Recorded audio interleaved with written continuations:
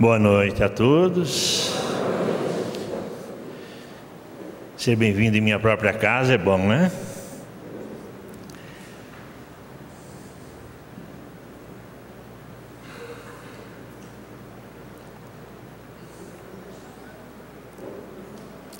Jesus, como nós temos visto em muitos momentos, ensinava por parábolas. Muita gente me pergunta o que são parábolas. Curiosamente, muitos espíritas falam em parábolas, mas nunca se preocuparam em realmente saber o que eram as parábolas. Parábola era uma história que Jesus criava para fazer um ensinamento, para ensinar alguma coisa. Ao invés de fazer um discurso normal, comum, ele falando para pessoas que ele sabia que a maioria eram pessoas simples, embora muitos doutores da lei também o ouvissem, mas a maioria do público de Jesus, como a maioria das pessoas naquela época, eram pessoas muito simples, sem instrução, sem cultura. E ele sabia também que os seus ensinamentos seriam deturpados, seriam corrompidos, seja por vontade de alguém ou por simples descuido, obra do próprio tempo. Nós sabemos que qualquer coisa que se fale, à medida em que vai passando para frente, escrito ou simplesmente falado, vai se modificando, vai modificando o sentido. E se quem contou, falou alguma coisa, ouvisse aquilo que ele mesmo falou, contado por outro daqui de um ano, seria totalmente diferente daquilo que ele falou. Porque as pessoas colocam as suas opiniões, aquilo que entenderam, porque nós reproduzimos aquilo que nós entendemos. Imagina o tempo de Jesus, né? Não existia gravador, não existiam as filmadoras, não existia, acredito, a taquigrafia que predecesseu, né? Antecedeu, melhor dizendo, todo esse processo de gravação. Era o processo que os jornalistas principalmente usavam para escrever rapidamente. Então imagine que aquilo que Jesus disse, aquilo que Jesus falava, como é que iam contar para alguém? Eu vou falar aqui por alguns minutos. Se alguém tentar reproduzir aquilo que eu falei, poderá falar aquilo que entendeu que eu falei. Nem sempre aquilo que eu falei. Jesus usava as parábolas porque elas tinham uma capacidade muito grande de deixar claras as coisas e não serem facilmente alteráveis. Quando ele diz que uma árvore que não dá frutos deverá ser cortada e jogada no fogo, pode pôr lá qualquer árvore, né? Ou a videira que não dá frutos, o ramo que não dá frutos será cortado. Naquele tempo era a oliveira, a macieira, aqui nós podíamos dizer o abacateiro, a laranjeira. O sentido vai continuar o mesmo.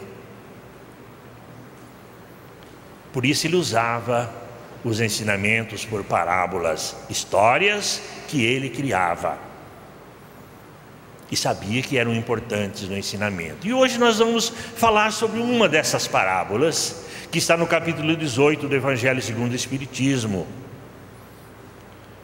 Ele disse que o reino dos céus é semelhante a um rei. Aqui fala um homem rei, mas vamos falar apenas rei, né? Que fazendo as bodas do seu filho, ou seja, a festa de casamento do seu filho, mandou os seus servos convidarem os seus amigos, os seus súditos, importantes para a festa.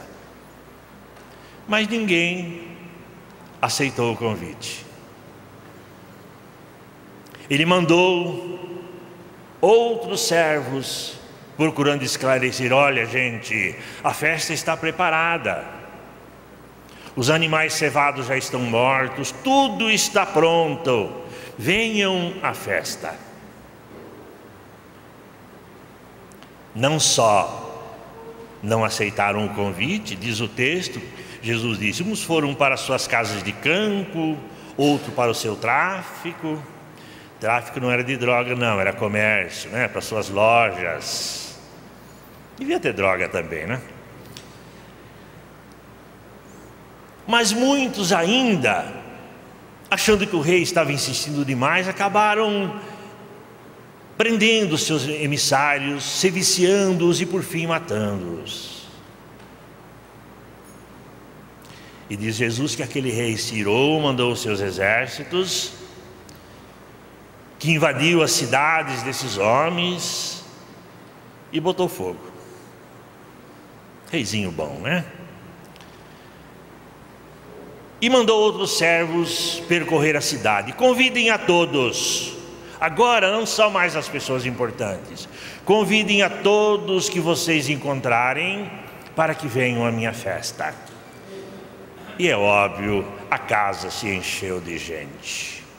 Todos os convidados compareceram. Mas quando ele entrou no salão, ele viu um indivíduo sentado lá que não estava vestido a contento. Ora, quando nós vamos a uma festa, claro, não um churrasco, né? A uma festa de casamento, nós temos que nos vestir decentemente. Existem normas sociais que devem ser respeitadas. Ainda quando não se exija o paletó e gravata, o fraque, ainda assim, nós temos que nos vestir com dignidade, não é? Nós não podemos ir a uma festa de casamento de bermuda e de chinelo de dedo. Por mais agradável que seja, nós temos que nos vestir adequadamente. Mas aquele jovem, aquele homem não se vestiu. E ele perguntou: mas como você entrou aqui? E o homem emudeceu. A porta estava aberta, né? Eu entrei, mas ele não falou. Então aquele rei mandou que ele fosse jogado para fora, onde ele sofreria as consequências do seu ato. Como nos diz o próprio Kardec no comentário a essa parábola, se tomado isso de uma forma simples, pode parecer até ridículo, né? Quem recusaria uma festa desse jeito para o próprio rei? Claro, até por medo, até por temor reverencial, todos aceitariam. Mas Jesus usava, mais uma vez, a situação material para exemplificar a condição espiritual, para nos ensinar as coisas do Espírito. Jesus falava da evolução humana, Jesus falava do trabalho de Deus, do trabalho de Jesus, da espiritualidade, para fazer o homem crescer, para fazer o homem evoluir. Ao longo dos milênios, nós sabemos que Jesus tem trabalhado incansavelmente no sentido de nos trazer não apenas as condições morais, mas também intelectuais, porque a evolução, ela não é completa se nós evoluirmos apenas moralmente, temos que evoluir também intelectualmente. Tem nos dado os instrutores materiais que nos trazem os ensinamentos normais da vida, e nos tem trazido os mensageiros que nos trazem os ensinos espirituais, para que nós possamos aprender e possamos crescer. E nós somos convidados a seguir esses exemplos, a seguir esses ensinamentos. Mas nós nem sempre aceitamos isso. Como nos ensina Kardec, Jesus falava dos profetas. Dos profetas que foram enviados especialmente ao povo judeu, o primeiro povo a desenvolver, a cultivar a crença no Deus único. Portanto, um avanço importante para a humanidade. Nós sabemos disso, né? Que não foram os judeus que criaram essa ideia. Muito antes deles, muitas pessoas já acreditavam. Mas os judeus, os israelitas, foram as primeiras pessoas a incorporar à sua cultura a ideia de que existe um único Deus. Não entendiam muito bem o que era esse Deus, mas sabiam que existia um único Deus. E os profetas eram os intermediários de Jesus, no sentido de levar os ensinamentos que os fariam crescer, fariam evoluir, fariam aprender, adquirir condições morais, condições intelectuais, para criar uma sociedade harmoniosa, uma sociedade feliz. Quando nós lemos a Bíblia, especialmente quando aqueles aficionados à Bíblia, particularmente os evangélicos, leem, imaginam essa situação toda para fazer com que nós cheguemos ao céu. Ou seja, os profetas, Jesus, as mensagens, é para fazer que nós sejamos salvos. E ser salvo significa fugir do inferno e ir para o céu. Um pensamento importante, porque também é um freio importante, dependendo do nosso estágio de evolução, do nosso aprendizado. É importante acreditarmos isso, eu não critico. Foi importante para mim e tenho certeza que é importante para muita gente. Mas nós sabemos hoje, porque o Espiritismo nos esclarece, que Jesus não falava sobre isso. Tanto que ele diz lá no Sermão da Montanha, né? Bem-aventurados os justos, porque herdarão a terra. Ou seja, ele falava da terra. E ele não falava das fazendas, dos sítios, das chácaras, não. Ele falava do planeta Terra. Aqueles que seguissem os seus ensinamentos, seus exemplos, herdariam a terra. Fica confuso também se nós não trouxermos isso para o contexto do Espiritismo, que nos mostra que nós estamos construindo uma terra melhor. Nós estamos fazendo com que a terra seja melhor. Eu vi uma expressão o outro dia que eu achei interessante: nós estamos retornando ao paraíso. Aquele paraíso simbólico do Éden, né? Onde não havia maldade, não havia fome, não havia doença, Deus estava presente. Nós estamos fazendo o caminho de volta para o paraíso pelo nosso esforço, pelo nosso trabalho, pelo nosso empenho em nos melhorar, pelo nosso empenho em crescermos, em aprendermos. Para fazer o quê? Para construir uma terra melhor. Então Jesus, nessa parábola, ele mostra, particularmente naquele tempo, a recusa dos judeus em aceitar os ensinamentos vindos de Deus, os ensinamentos vindos de Jesus, porque nós sabemos, segundo nos informa Emmanuel, que Jesus dirige a evolução da terra desde o seu início. Jesus é o governador da terra, segundo o Espiritismo nos informa. Falava dos profetas e falava depois, talvez já antecipando a missão do apóstolo Paulo, né? O grande apóstolo Paulo, que deixou as hostes do judaísmo para levar a mensagem de Jesus a todos aqueles que quisessem ouvir, para todos aqueles que quisessem aceitar os ensinamentos de Jesus, ou seja, os gentios, como eles eram denominados. Aqueles que não eram judeus eram chamados de gentios. E Jesus conclui essa parábola dizendo que muitos são chamados, poucos os escolhidos. O que é ser escolhido, hein? É outra coisa, né? Então Jesus vai escolher.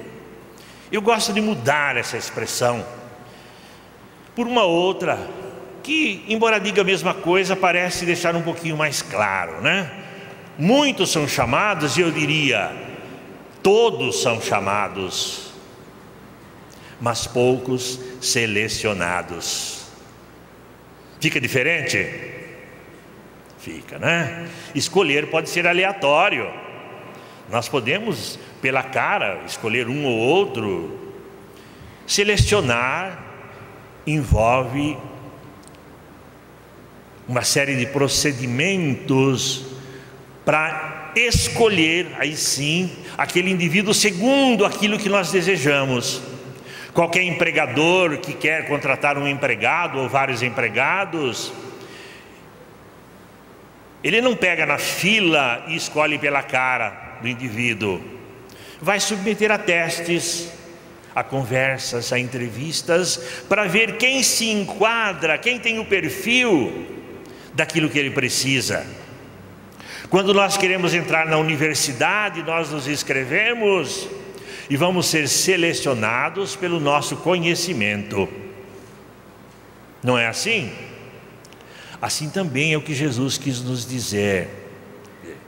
Quando ele fala, muitos são chamados, que eu repito, ele deve ter dito, todos são chamados, mas poucos selecionados, porque poucos realmente aceitam o convite no sentido de se enquadrar nas exigências para viver num mundo melhor. O exemplo claro é daquele homem que não estava vestido adequadamente. Ele aceitou o convite de bom grado, estava feliz por estar ali, mas não se preparou convenientemente. Ele aceitou, mas para que eu vou me preocupar? Eu não mandei ele me convidar, eu vou desse jeito mesmo. E teve que arcar com as consequências disso, né? Jesus não deixou dúvidas quanto à importância da nossa conduta, a importância do nosso comportamento. Tem uma outra parábola interessante, que é a parábola das 10 virgens, que era também uma festa de casamento, e era tradição que as damas de companhia esperavam os noivos na porta da casa com lâmpadas para entrarem junto com a noiva, com os noivos, né, na casa. As lâmpadas, nós sabemos, eram movidas a óleo ou azeite. Naquele tempo nem óleo, era azeite mesmo, azeite de oliva. E o noivo demorou para chegar. O noivo retardou. As moças dormiram. E quando acordaram, quando ouviram o ruído da comitiva chegando, dos noivos chegando, para a surpresa delas, 5 daquelas mulheres, as lâmpadas estavam apagadas, porque o azeite havia acabado. Elas não levaram reserva, não se prepararam convenientemente, se desesperaram e pediram às outras: emprestem para mim. Disseram: não, se eu emprestar para vocês, vai faltar para mim, e nós todas não entraremos. Viessem preparadas, e elas tiveram que ficar de fora, porque não estavam preparadas, não se prepararam convenientemente para aquilo que elas sabiam que era necessário, que era indispensável. Negligência que fez com que perdessem o banquete e perdessem o privilégio e a honra de entrar junto com os noivos numa festa importante. Nos julgamentos que Jesus descreveu, procurando nos ensinar, ele sempre enfatizou a importância da conduta. Eu não me lembro de ter lido, ter visto em qualquer lugar na Bíblia Jesus falando em religião, em fé, nesse sentido. A fé, sim, ele enfatiza a importância da fé, a importância da oração, mas não como fator determinante para nós estarmos melhores. Ele fala sempre no nosso jeito de viver, no nosso jeito de ser, o nosso comportamento, no que contribui para a paz social, no que nós somos elementos de discórdia na família, no bairro, na empresa onde nós trabalhamos. O que somos nós lá, como nós nos comportamos, qual o nosso jeito de nos relacionarmos, enfim, com as pessoas. Porque um mundo é a reunião, né? O país, a nação, é a reunião de pessoas, de pequenos grupos, a começar pelas famílias, que se harmonizadas e felizes fazem o grupo feliz. Se todos os grupos forem felizes e harmoniosos, a nação será feliz, e assim por diante. E assim nós teríamos construído ou construiríamos um mundo melhor. Então Jesus sempre enfatizou isso. As próprias bem-aventuranças do Sermão da Montanha são todas focadas no comportamento, no jeito de ser, no jeito de viver, no preparo para a vida. Hoje nós entendemos, num momento em que se fala tanto na transição, né? Será que tem alguém aqui que nunca ouviu falar na transição planetária? Embora se saiba muito pouco a respeito disso, né? Nós sabemos que está acontecendo. A Terra está sendo preparada, os espíritos estão sendo preparados, espíritos estão reencarnando no sentido de promover uma mudança radical na situação do planeta. Quando todos aqueles espíritos que ainda são dados à discórdia, são dados à violência, são dados à maldade e à maledicência, serão retirados. E outros já voltados para o amor, para a paz, para a fraternidade, ou avessos ao mal, irão ocupar os seus lugares, transformando o mundo. Isso é uma verdade que o Espiritismo enfatiza, e nós podemos compreender agora esses ensinamentos de Jesus, quando ele diz que aqueles que seguissem os seus ensinamentos herdariam a terra. Nos parece difícil, não é? Aliás, o Kardec colocou nesse capítulo também, no capítulo 18 do Evangelho segundo o Espiritismo, uma outra passagem de Jesus que diz: esforçai-vos por entrar pela porta estreita, porque larga é a porta e espaçoso é o caminho que conduz à perdição. Ou seja, nós precisamos nos esforçar para nos desfazer das nossas más índoles, dos nossos maus temperamento. Aquela história, né? Eu sou assim, o que eu vou fazer? Vai mudar, vai se esforçar para mudar. Não é como muita gente imagina, nós saímos do mundo. O próprio Jesus disse, numa prece, quando ele estava se despedindo dos apóstolos, ele fez uma prece muito bonita, e numa frase ele disse: Pai, eu não peço que os tires do mundo. Ele pedia pelos seus discípulos, mas que os livre do mal. Ou seja, nós temos que nos esforçar para nos livrar do mal, para nos conduzirmos pelo caminho do bem, procurar na nossa conduta, identificar onde nós estamos errando, o que é que nós estamos fazendo que faz com que nós sejamos elementos de incômodo, elementos de desassossego, seja na família, seja no nosso bairro, seja no nosso trabalho. Nós temos que nos esforçar para nos livrar das índoles más, né? Como disse Jesus, nós nos preocupamos muitas vezes com a aparência, com as coisas externas. E Jesus nos falava das coisas internas. Ele disse, né? O pecado, o que faz mal não é o que entra pela boca. Ele falava da alimentação, porque os judeus tinham aquela coisa de não come isso, não come aquilo, porque é pecado. Ele disse, o que faz mal não é o que entra pela boca, mas é o que sai da boca, porque vem do coração. Ou seja, o que nós falamos, o que nós pensamos, reflete o que nós somos. E nós temos o dever, se pretendemos viver em um mundo melhor, de aos poucos ir podando as nossas índoles más, aceitando o convite de Jesus, né, quando ele disse: eu sou o caminho, a verdade e a vida, ninguém vem ao Pai senão por mim. Ele dizia exatamente isso, né? Quem seguir o meu exemplo, os meus ensinamentos. Ele sabia que não seria de imediato, ele sabia que nós não seríamos santos no outro dia, mas ele pedia, ele desejava, ele queria que nós nos esforçássemos, que nós tentássemos aos poucos ir moldando o nosso caráter. E o Espiritismo nos mostra o recurso que Deus utiliza, né? A lei de causa e efeito, né? Que faz com que nós sintamos na pele as consequências da nossa conduta, e assim nós aprendamos a viver melhor. Não é castigo, é aprendizado.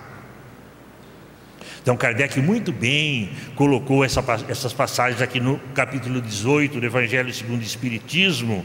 Ele não fala apenas da porta estreita, ele fala também das questões da religião.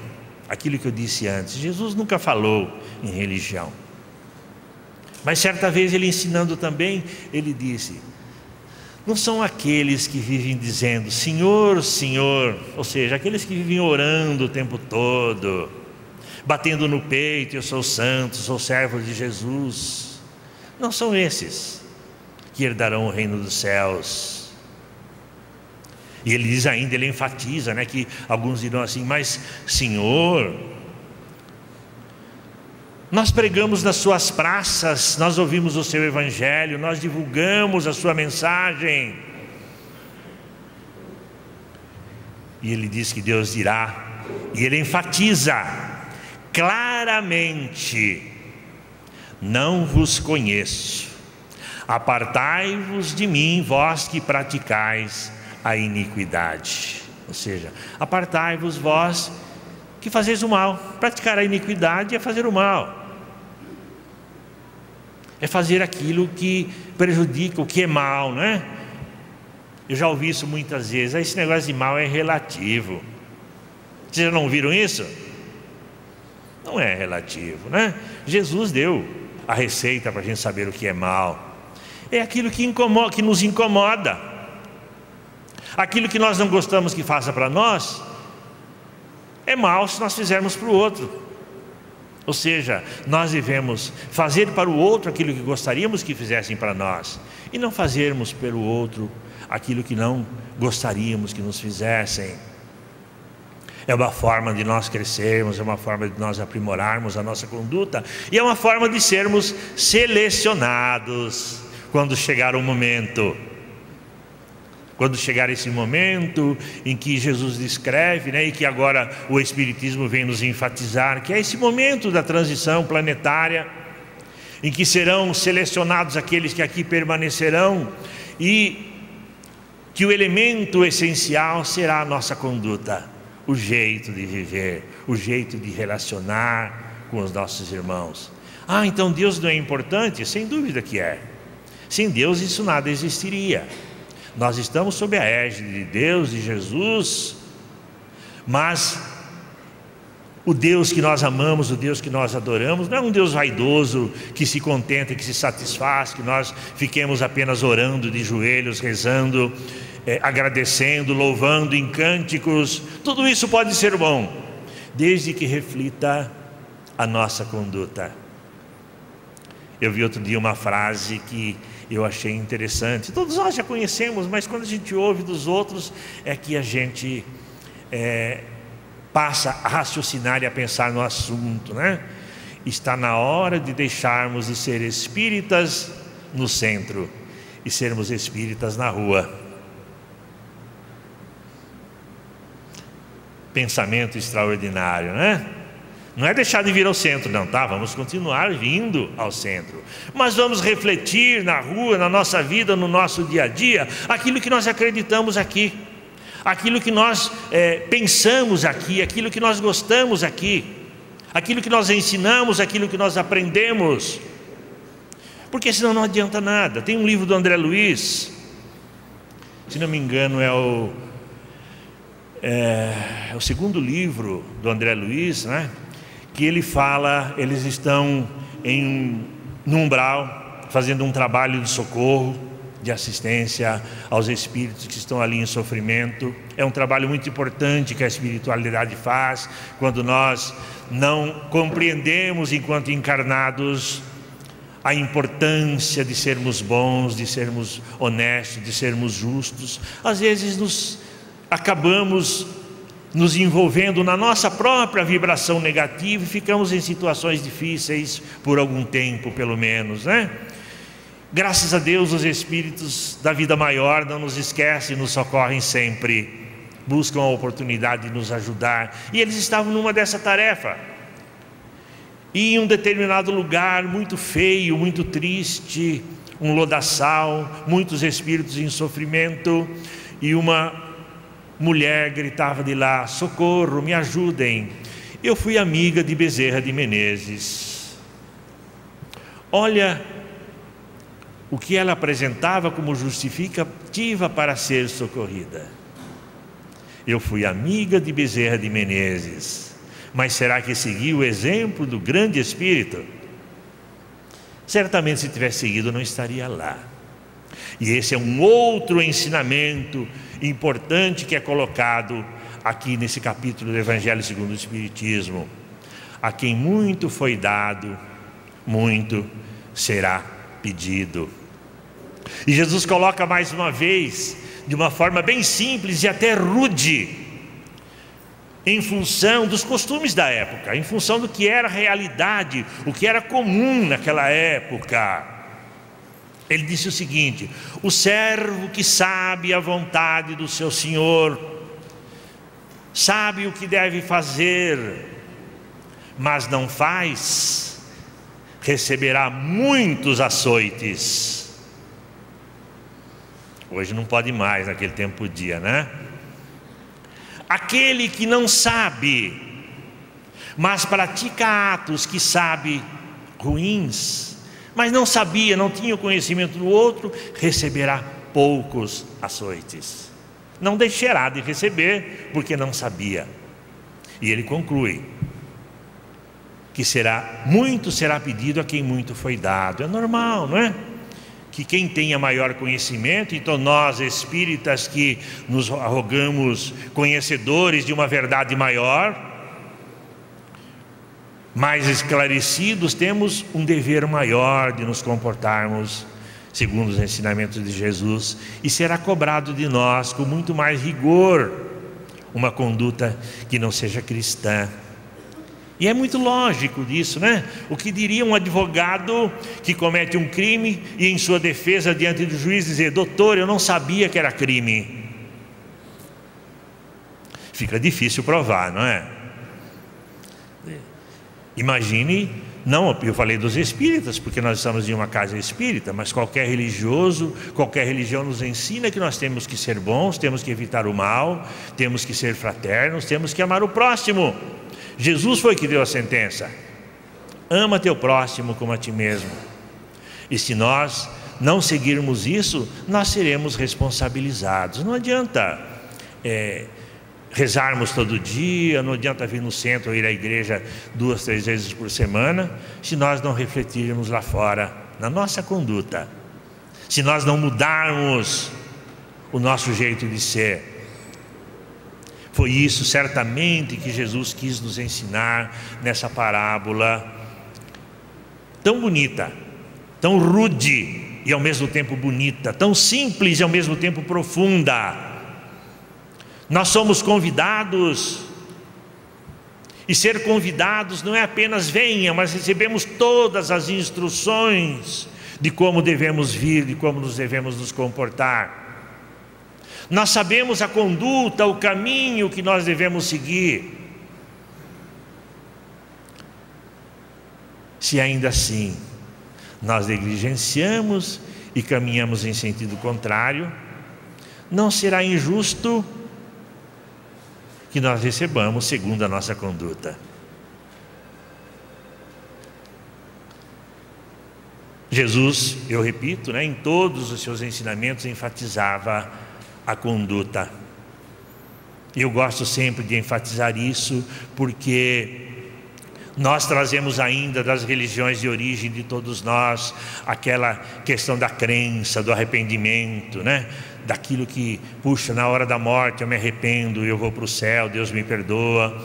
Mas nós sabemos hoje que não é assim. Nós vivenciamos um processo crescente, um processo contínuo de crescimento, de aprimoramento espiritual, por essa lei maravilhosa, que não foi o Espiritismo que descobriu ou inventou, é muito anterior ao Espiritismo, mas que o Espiritismo estudou, ampliou o seu conhecimento, que é a lei de causa e efeito, que nos faz crescer, que nos faz progredir, nos faz evoluir, faz com que nós estejamos preparados para quando nós tivermos que estar diante desse homem rei, segundo as palavras de Jesus, nós possamos estar com a vestimenta adequada, nós possamos estar com a roupagem espiritual adequada para sermos acolhidos, para participarmos da festa, para sermos engrandecidos. Que Jesus possa nos envolver, nos abençoar, e que nós possamos meditar sobre tudo isso. Como é a nossa conduta? Como nós vivemos? Como nós nos comportamos? Segundo o quê? Segundo que parâmetros? Segundo os ensinamentos de Jesus. Eu reafirmo, o que ele disse: eu sou o caminho, a verdade e a vida. Ninguém vem ao Pai senão por mim. Se não seguirem aquilo que eu ensinei, se não seguirem aquilo que eu falei, aquilo que eu vivenciei, não chegarão ao Pai. Uma boa noite a todos.